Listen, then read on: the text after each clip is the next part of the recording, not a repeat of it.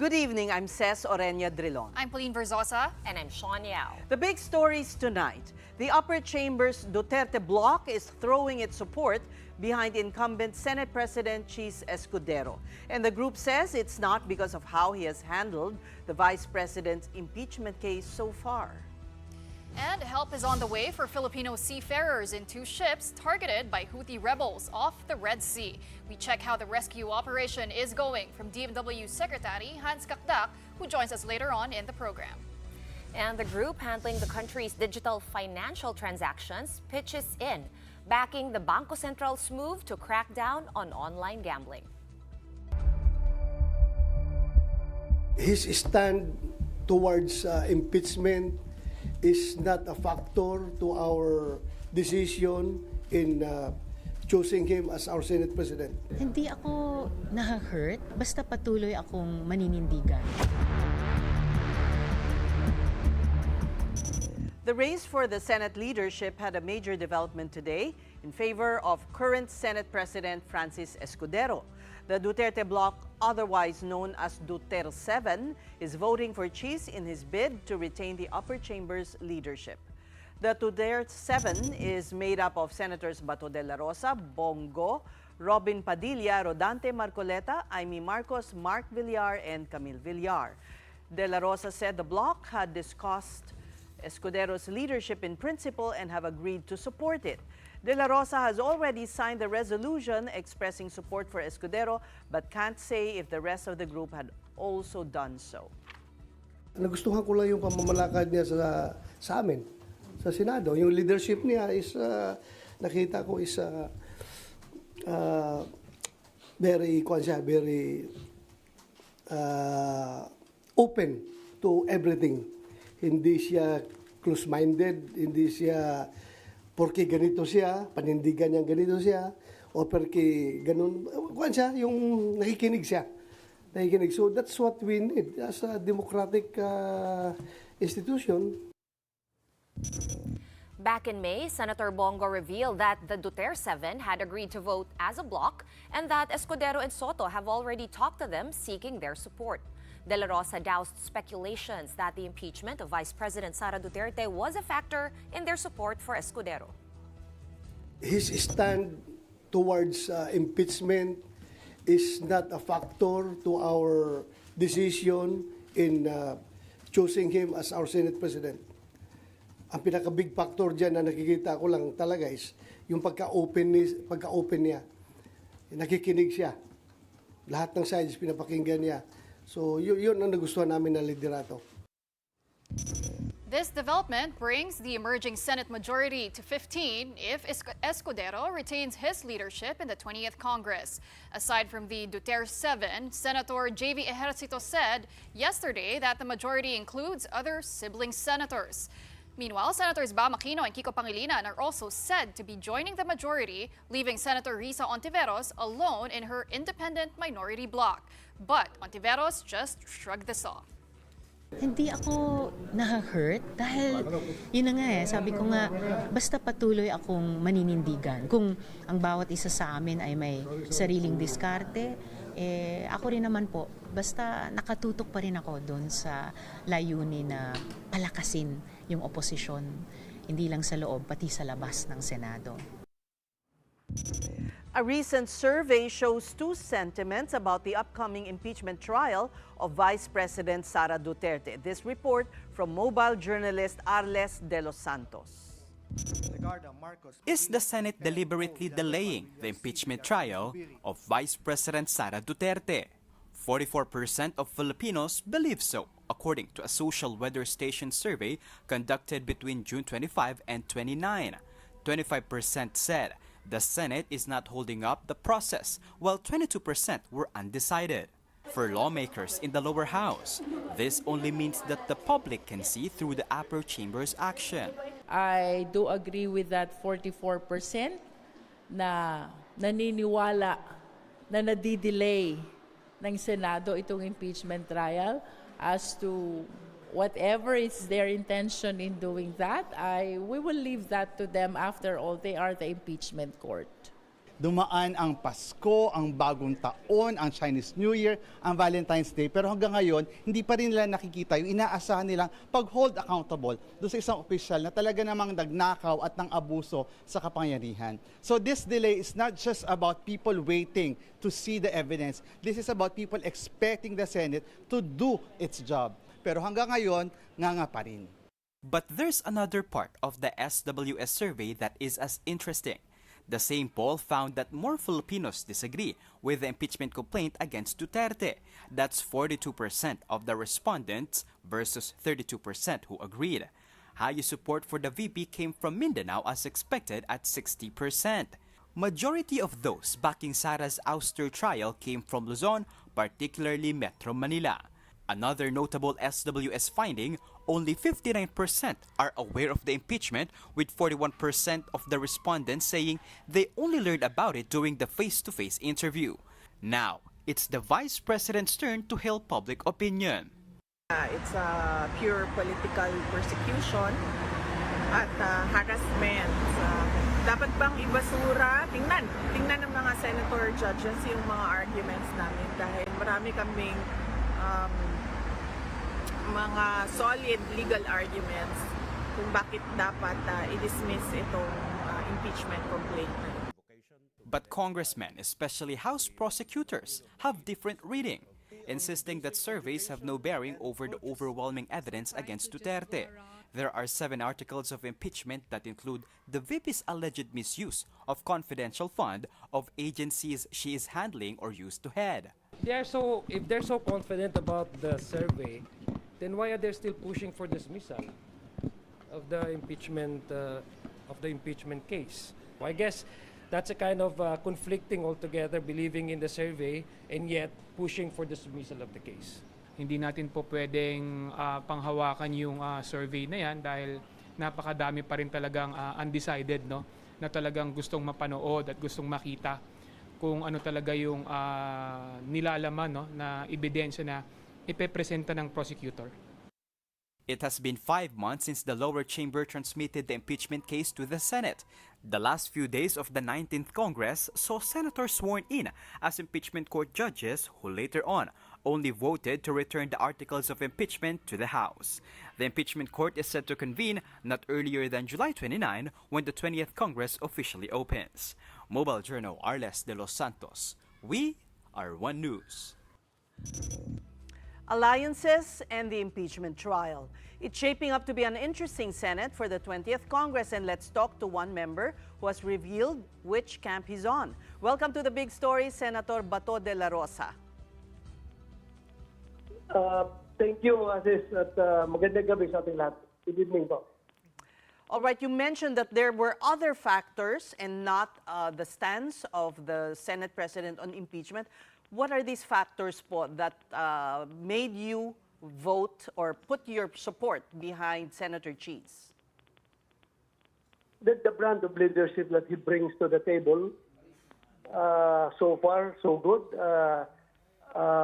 Majority of us are satisfied with how he handles the Senate leadership. So wala kami nakitang problema. So why fix if it's broken? So it's better for him to continue with the Senate presidency. Pero sinuyo din po kayo ng kampo ni Senator Tito Soto. Yes, may mga failures, may mga nagkumausap sa amin, but at the end of the day, kami lang rin mag-decide for ourselves. Nabanggit niyo, Senator Bato, no, na kayo pumirma sa isang manifesto. Is this a physical piece of paper? Kasi nabanggit niyo rin that you don't know if others have signed it. So meron talagang umiikot na papel. Yeah, meron papel. At pumirma na ako. Pumirma na ako sa papel. So hindi niyo nakita sino pang ibang nakapirma? Hindi ko na sinilip. Basta yung signature ko na lang ang aking ginawa doon. Hindi ko na inalam kung sino yung ibang pumirma. Well, Senator, there were also talks of a third force or yung dark horse na sinasabi. May dark horse nga po ba talaga, Senator? Or is it just between Cheese Escudero and Tito Soto right now for the Senate presidency? So far, yun ang emerging contenders, silang dalawa. I don't know kung meron pa bang ibang magpapahayag ng kanilang kagustuhan. Now let's go to the impeachment trial, Senator, which is expected to begin on the 29th. Will you again do what you did in the last session, where you moved to dismiss the complaint? No. The first motion that I'm going to make is that I am going to ask the body. I am going to ask the Senate to determine if the current Senate, the 28th Congress, the Senate of the 28th Congress are still interested in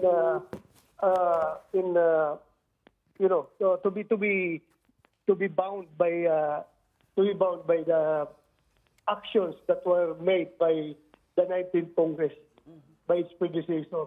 So yan ang itatanong ko, so that the issue on jurisdiction can be settled right away.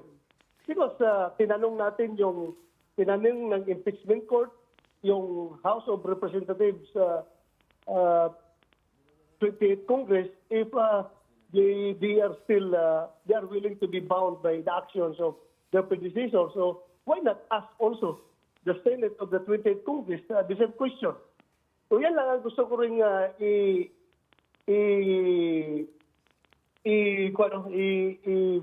i-bring up sa plenaryo when we reconvene as a Senate by 28th of this month.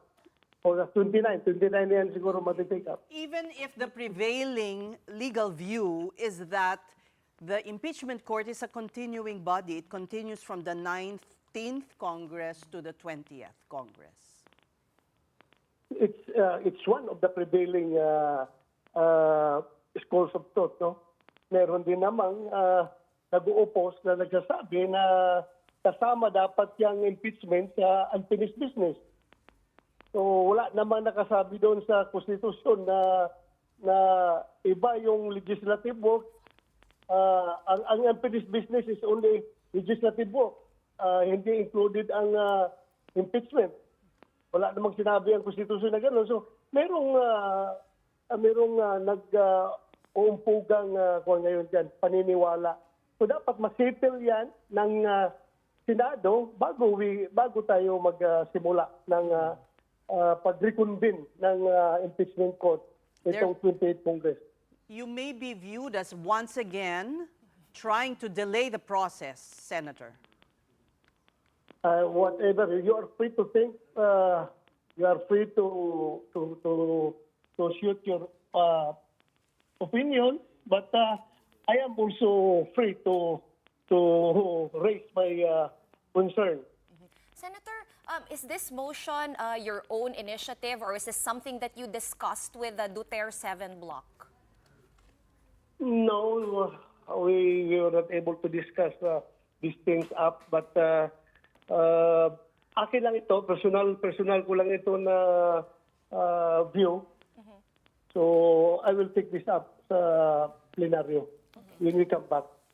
Well, nabanggit nyo nga po, Senator, there are two sides, two views to this, to the impeachment. But some luminaries do say that once the articles of impeachment are transmitted from the House to the Senate doesn't really have the option of saying no, because under your constitutional duty, that's to try and decide an impeachment case. For you, Senator, is there really room for interpretation in those words, to try and decide? Kumbaga, nasa sa inyo po on how and when you will be taking on that role as a Senate impeachment court? Yung sinasabi mong luminaries, yan yung mga luminaries na gusto talaga na matuloy ang impeachment. At meron naman mga luminaries na nagsasabi otherwise. So kahit na sinong luminaries kayo, the only body that can decide as to what really is the real score is the Supreme Court, the sitting Supreme Court. Sila dapat na mag-decision kung talaga bang merong jurisdiction itong succeeding Congress o wala. So, ang Supreme Court lang po ang makapag-desisyon dyan. Not even former Supreme Court na justices. Yung present na Supreme Court. How about the move to outright dismiss the articles of impeachment? Are you abandoning that? Well, andyan yan. Hindi pa totally abandoned. But yun nga, isa yan sa mga, andyan lang yan sa, standby lang yan siya. Pero ay hindi ako mag-resort to that motion. Yung motion ko muna about jurisdiction ng i-raise ko. Well, how would you respond to criticism, Senator Bato, that you are practically lawyering for VP Sara? No. Ang nagsasabi niyan, yung mga anti-Duterte, pero yun namang mga pro-Duterte, natutuwa naman sa mga pangyayaring ganon. So, this is a political process. Impeachment is a political process. So, we should be aware of kung ano yung mga issues surrounding the impeachment. The point of view of those who are criticizing this move, Senator, is because it should emanate from the camp of VP Sara, who have already asked the impeachment court in her reply to the summons. The proper person to bring it up is the impeached officer and not you po as a senator judge. Yun po ang kritisismo. Yung kritisismo na, but if you can remember, no? If you can remember, di ba malaking kuwan yun? Malaking debate namin yun bago nag-convene ang impeachment court na gusto kong i-deliver yung aking privileged speech while we were still sitting as a Senate plenary, not as a impeachment court, di ba? Kasi ayaw pong iwasan ko yung issue na ganun na magiging bias tayo. Nirais ko yan because nakalagay naman doon sa rules na the Senate can determine as to whether pwedeng ibasura yung impeachment or hindi because of some issues. Pwede naman yan pag-usapan. If you can remember, may mga precedents na yan na hindi tinalaka yung impeachment kahit na nakarating yung impeachment yung articles of impeachment ay hindi pa rin tinalakay. So, may mga precedents na yan. And the Senate as an impeachment court can decide on matters within their jurisdiction. Bakit the impeachment court, jurisdiction nila yan kung i-dismiss nila o hindi ang kaso, i-convict nila or hindi na i-convict yung akusado. Nasa jurisdiction niya ng court, as a court. Actually, a week or two ago, Senate President Jesus Escudero in a press con was asked the same question. Ang sinabi niya is what he thinks is pwede ito pagdebatehan ng plenaryo, yung motion to dismiss. And a simple majority would actually get this dismissed. Do you share that view with the Senate President? Correct. Because majority rules. Pagdating sa Senado, majority rules. The Senate as an impeachment court ay kailangan majority pa rin ang masusunod. Hindi po pwedeng hindi majority. Senator Bato, Senator Mig-Zubiri did agree that this is a witch hunt, this impeachment trial proceeding against Vice President Sara, but he did agree that trial should proceed para mapakita lahat ng ebidensya, mapakinggan both sides. For you, Senator, if trial does proceed, what would be the threshold of evidence required to prove guilt on the part of the Vice President? Well, I cannot tell you right now. Kasi hindi pa man namin talaga na-take up yung kung ano-ano yung dapat i-consider namin. Pero yung basis naman ng aking yung grounds na yun, bakit ako nag-move for the dismissal, di ba? All right, we do thank you for your time. Thank you for joining the big story, Senator Bato de la Rosa. Right, moving on to other news. PCSO Chairman Felix Reyes has denied allegations of case fixing to protect the alleged mastermind behind the case of the missing Sabongeros. Reyes told whistleblower Julie Dondon Patidongan to shut up if he can substantiate claims of case fixing in favor of gaming tycoon Charlie Atong Ang.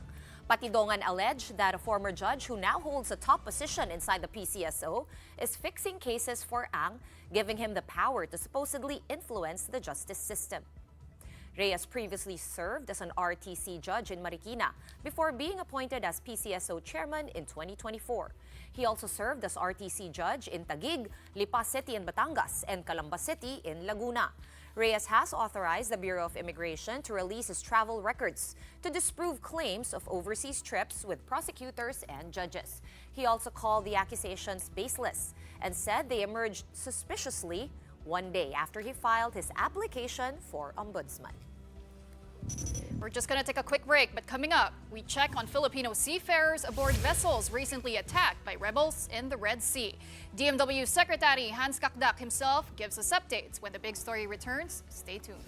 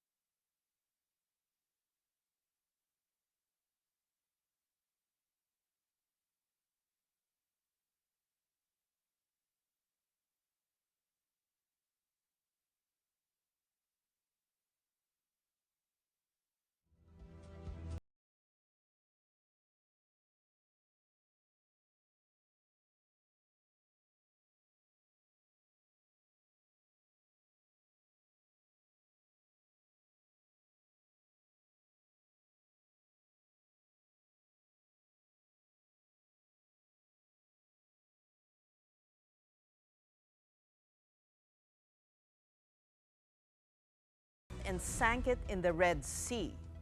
You have to stop the ship immediately. Over. Captain, if you keep ignoring Yemen Naval Forces contact and instructions, you will bear all responsibility. Magic says this vessel is engaged in lawful passage and request you do not impede my safe passage. Over. A few moments later, Magic Seas exploded. This was followed by cries for help from seafarers aboard the ship. Rebels were even seen entering the ship. Blasts continued from all directions until Magic Seas eventually sank. According to the Department of Migrant Workers, 17 of Magic Sea's crew are Filipinos. Unfortunately, they all survived. Fortunately, they all survived, rather. They were all brought to Djibouti and will be flown back to the Philippines. Aside from the Liberian cargo ship, the Houthis also attacked Greek cargo ship MV Eternity Sea. 21 of the vessels, or 22 of the crew members, are Filipinos. 2 have been reported injured and 2 are missing, but authorities can't verify their identities yet. And we now get updates straight from Secretary Hans Kakdak of the Department of Migrant Workers. Good evening. Welcome to the big story. Secretary, can you give us an update on our kababayans from both ships? Yes, with respect to the MV Magic Seas, the seafarers are safe. 17 of them are fine, and they are slated to come home on the 11th of July. That's 2 days from now. So we are awaiting their return, their safe return, and we will provide the necessary arrival assistance, as always, directed by the President. With respect to the MV Eternity Sea, unfortunately, it's a different story. This morning, with 21 Filipino crew, this morning, there was a rescue operation supposed to be undertaken by maritime security firms, and the ship had stalled. The ship was attacked on July 8th, crossing over. July 7th, crossing over to July 8th, so midnight and onward. It was attacked by rocket-propelled grenade fire, and hit, unfortunately, the engine room and the bridge and the communications section of the ship, which stopped or which blocked communications, the possibility of contacting the seafarers on board, especially the Filipino captain. The ship was on its way to Jeddah. It had come from Egypt to Somalia to Jeddah. And between Somalia and Jeddah was the time that it crossed over to the middle of the Red Sea near off the coast of Hodeida, Yemen, and that's where the attacks ensued. And so the ship had stalled from where it was attacked. And as I said, this morning, we met with the families. The President provided instructions to take care of the families. So we met with the families and the ship owner, who assured the families that there will be rescue operations, or rescue operations were underway. However, at around 1 p.m. Philippine time, we received word that the ship had sunk. As to why or how, in terms of the events that occurred since the time that the rescue operations transpired, we will have to find out, because when the rescue teams arrived and the ship had sunk, there were 5 Filipino seafarers on the water, and they were in life vests, and they were all rescued. So they're now in safe custody. I just won't disclose by whom and where for security reasons. But we will find out from the 5 as to what transpired exactly, which caused the ship to sink. Now, as for the rest, there is a continuing search operation for the rest. It's still around 3 p.m. Local time, where the ship is, where the seafarers could possibly be.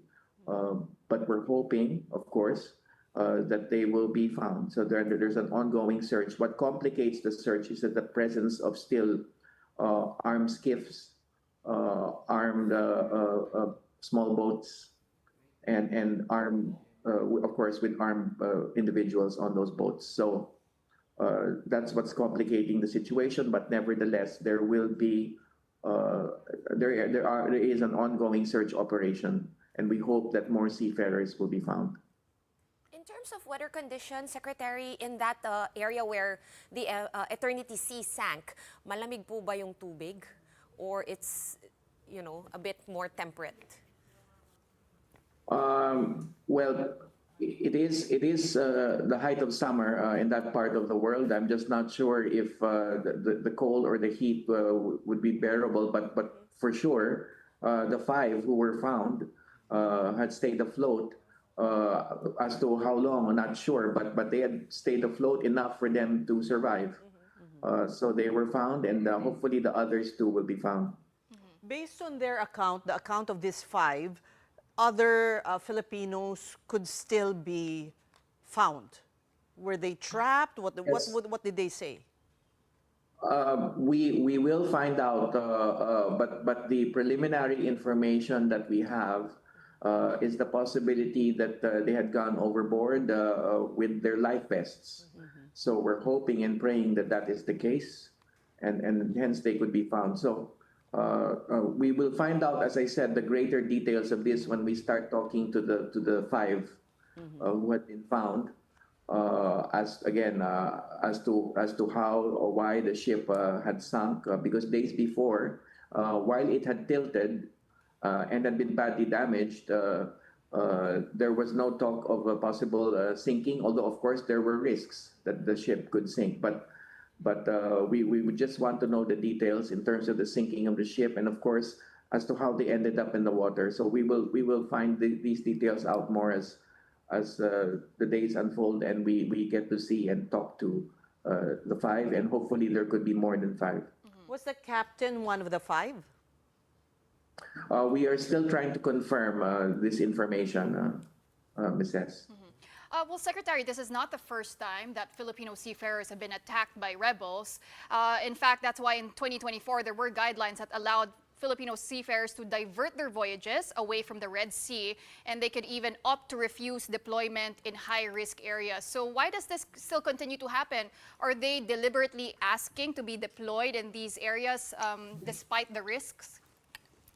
Well, there's one thing about the nature of seafaring, and that is one could leave our country and go to a place that is not necessarily in a high-risk area, but in the midst of being between ports of call, it's possible that one could be assigned in an area where there is high risk. But so therefore, the measures that we have in terms of diversion, in terms of reporting, the mining agencies and the ship owners are required to report if they would have seafarers on their ships that navigate across the Red Sea and the Gulf of Aden. There are preliminary findings in this case which indicate that no such report had been submitted, but that is for days to come. What is important at this stage is that we are focused on the effort to rescue the seafarers. And well, right now we have initially already suspended the mining agent and the principal anyway, pending future investigation. So there will be a proper reckoning in terms of the compliance with our rules. There are rules on reporting, risk assessment, the requirement to have armed guards and military escorts on board. All of these requirements will be brought to the fore when we investigate. And Secretary, can we also get an update on the Filipinos, the OFWs who were repatriated from Israel and Iran? I believe a total of 72 have already come home. What's the latest on them, and will there be more on their way? Yes, a total of 72, and there will be more on the way. There will be, in fact, as we speak, I just got a message that 18 had been boarded. That there's a flight on its way, and there will be 3 other flights up and coming with around 59 more arriving in between those 4 flights. So that would be 72 plus 59, so around 131 total by the time the 4th flight arrives around July 16th. Were there some that backed out since tensions have eased? Yes, admittedly, we have around nearly 400 requests for repatriation, but with the ceasefire easing of the tensions, then there have some who have had second thoughts, as we call them. So we have a second thoughts category in our and but still, as we said, of course, with the lowering of the alert level, that might have caused some to have second thoughts. But whether or not the alert level is 2 or 3, it had been lowered from 3 to 2. Whether or not it's 3 or 2, we will still continue, based on the directive of the President, to help those who wish to be repatriated. And of course, the whole of government approach that the President had so designated upon arrival, well, on site and upon arrival. So we are banded together with the DFA, with the DSWD, with the DOTR, with the DOH, and the TESDA. Going back to the issue of our Pinoy seafarers, how can we better protect them? It's getting more and more dangerous to be manning these kinds of vessels in that part of the world. Well, we prohibition could come to the fore given the occurrences here as of late, and we cannot ignore the fact that this perhaps could be a grave attack, the gravest attack of all to our seafarers on board ships along the Red Sea. Surely, probably, we can assume, Secretary, that they're offered higher pay in riskier areas, and it may be difficult to turn down. Well, it goes with the nature of the work. As I said, it's double compensation. It's no different from, say, hazard pay in every line of work. Even in government, we have a hazard pay, so to speak. But also, as I said, it's in the nature of the work for one to get an assignment at midstream that will end up to be in a high-risk zone. And that is why we have mechanisms of reporting. And we need to mention the right to refuse sailing. Because if there is a freedom to navigate on the part of the ship owner, there is a right to refuse sailing on the part of a seafarer. So if one, for instance, is told that he or she will not board a ship that will fly a high-risk zone upon departure from the Philippines, but will be eventually made to do so in a certain port of call, then we have regulations on how to exercise this right to refuse sailing, which can either be in written form. We have a specific department order on this, which could either be in written form or verbalized. Kung hindi kaya o kinakabahan yung seafarer na isulat yung kanyang right to refuse sailing. So we have the mechanisms in place. Last year, over 200 seafarers exercised this right to refuse sailing. So many have actually refused and exercised this right to refusal. In fact, our rules even say that if they refuse, they will be given 2 months' salary and free repatriation without any form of discrimination practiced upon them, meaning they will not be stigmatized. They might be blacklisted or, Yes, there's no such risk. We have these mechanisms in place, and in the case of the Eternity Sea, it was a Filipino captain who is the captain of the ship. So we will definitely look into this case and how else we can have tighter, stricter regulations and thereby prevent any further occurrences. We do hope they are found safe and sound in the middle of the sea. Thank you so much, Secretary Hans Kakdak, Secretary of the DMW. Moving on to other news, President Bongbong Marcos has approved the recommendation of the Local Water Utilities Administration on the Primewater issue. Palace Press Officer Claire Castro said the President himself reviewed the said recommendation, which includes fixing the water supply of affected customers. Castro, however, did not further elaborate on the recommendation. Castro also clarified who the Secretary of the Presidential Communications Office is. Castro said Jay Ruiz remains at the helm on an acting capacity. Just this week, rumors were rife that Ruiz had been replaced by veteran print journalist Dave Gomez. We'll be pausing for another quick break, but when we return, we speak to an expert on gaming law and policy who believes that an outright ban on online gambling will do more harm than good. Don't miss that conversation here on The Big Story. Keep it here on One News.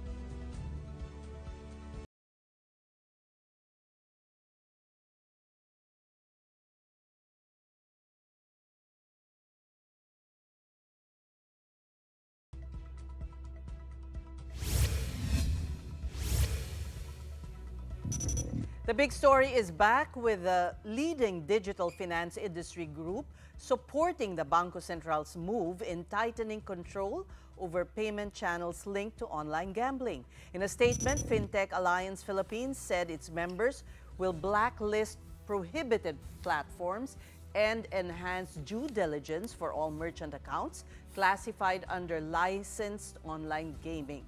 As the debate rages on whether to regulate or completely ban online gaming, the Alliance says it is prepared to educate Filipinos on the risk of being addicted to this pastime. Last week, the central bank said it's collecting feedback from stakeholders on a draft circular that would require banks and e-money issuers to place limits on gaming access to protect Filipinos from any danger. Members of the alliance include GCash, Maya, GrabPay, RCBC, and CIMB Bank. And now let's have a legal expert in gaming law and policy weigh in on the ongoing debate on how to curb online gambling. And joining us is attorney Tonette Kyoge of Arden Consult, an advisory and consulting company that specializes in regulatory guidance for businesses. Welcome to the show, Attorney Kyoge. Good evening, ladies, and hello, Seth. Thank you for having me. Well, you are advocating just a regulation and not an outright ban, which some legislators are pushing. Tell us why. Correct.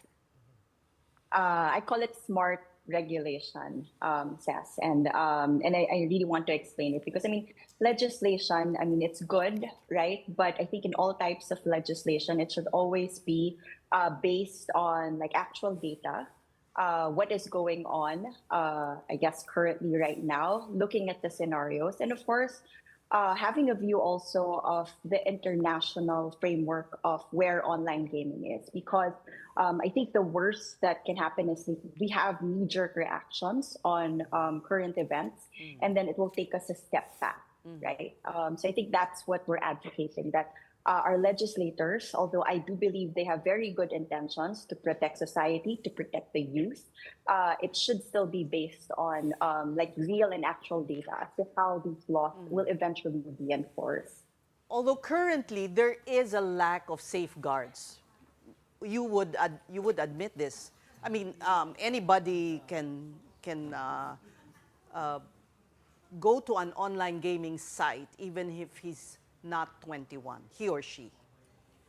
So I think, Seth, it would be best if we distinguish between the illegal and then the online, and then the legal online gaming sites, meaning those that are licensed and regulated by PAGCOR. Those that are licensed do have safeguards. You have to prove that you are 21. I wouldn't know. I don't do. I never tried. They do. I had to try, Seth, for market research purposes only. But that kind of system is expensive, right? You have to invest in a real back-end operation? You have to have your backend operations. This is the first thing actually that PAGCOR checks before your online gaming system is approved by PAGCOR. So what I've experienced is that PAGCOR really requires you, before you get a license or an accreditation, they do a walkthrough. Then you have to show that, okay, these are the steps. You have to prove that, okay, for example, I am a gamer, I am a player. How do I log in? What ID do I have to give, right? What are some, kasi now they also have the facial recognition. I guess the more high-tech companies do that, which is really, I think, best in class.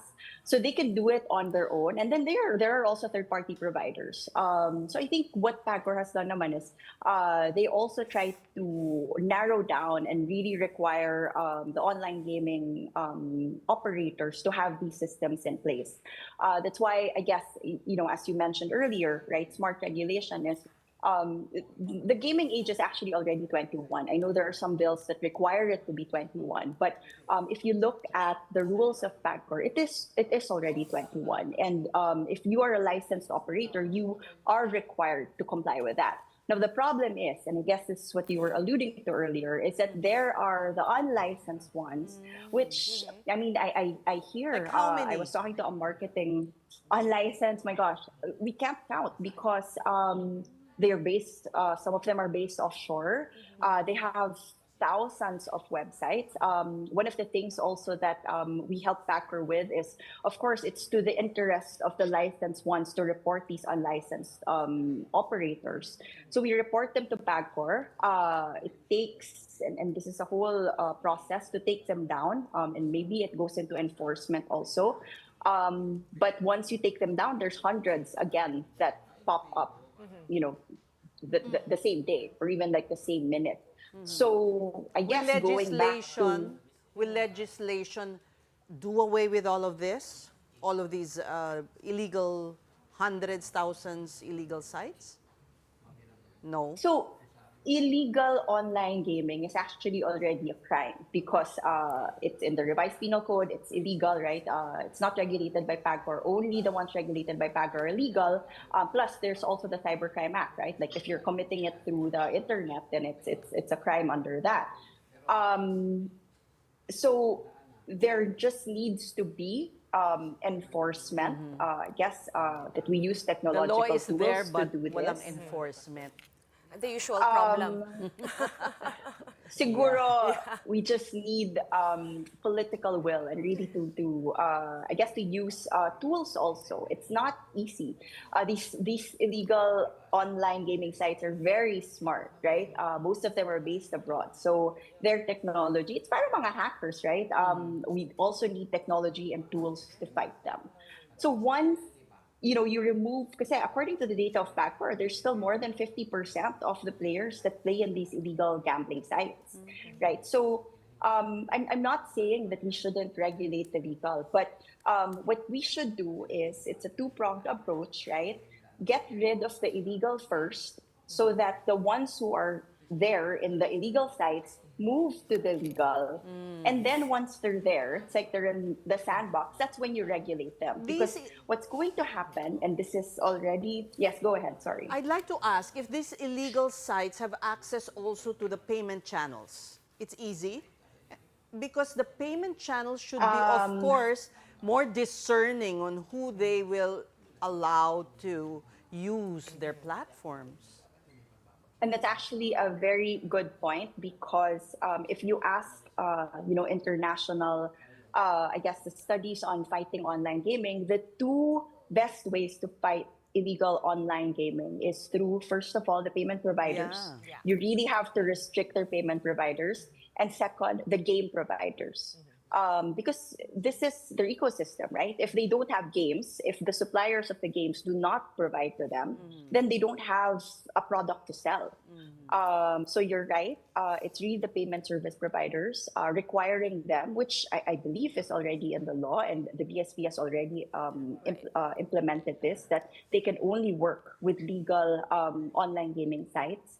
And then the new rules that have been rolled out by PAGCOR that if you are a gaming provider, and there are a lot, they're usually based abroad, you have to only work with the legal gaming operators because you kill their supply, right? And then you kill their source of funds. I think those are the two things that should be focused on if ever there will be a law that will be focused on intensifying the fight against illegal gaming. Okay, well, what about PAGCOR as the regulator?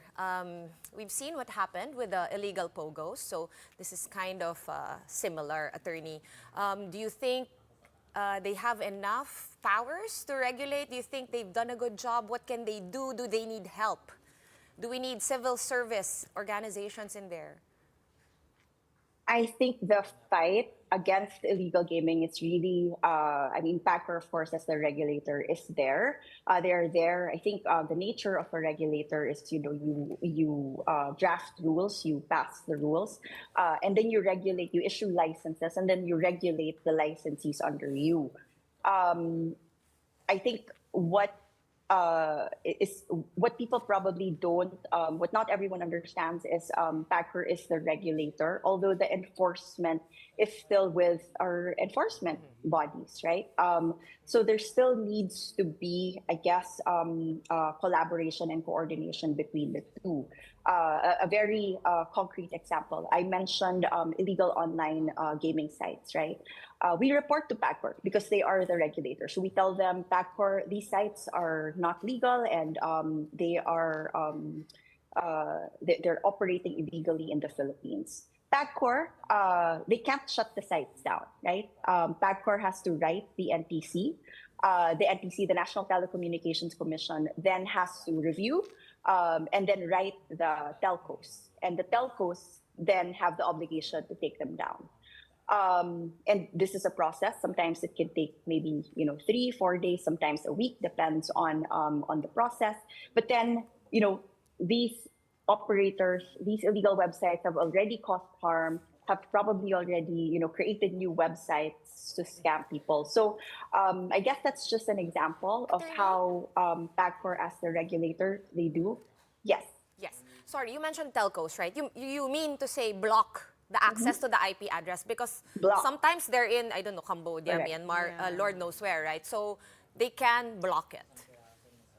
And are the telcos willing? They can. So if you give, I believe the telcos are willing. There was even, I understand there's a program now wherein, I think in collaboration with the DICT and the NTC, there is a way to report these illegal websites and the NTC and the telcos are required to take them down. So again, maybe more information sharing between our regulator and the enforcement bodies. Because PAGCOR, as the regulator and the licensing body, they can only regulate those that are licensed under them.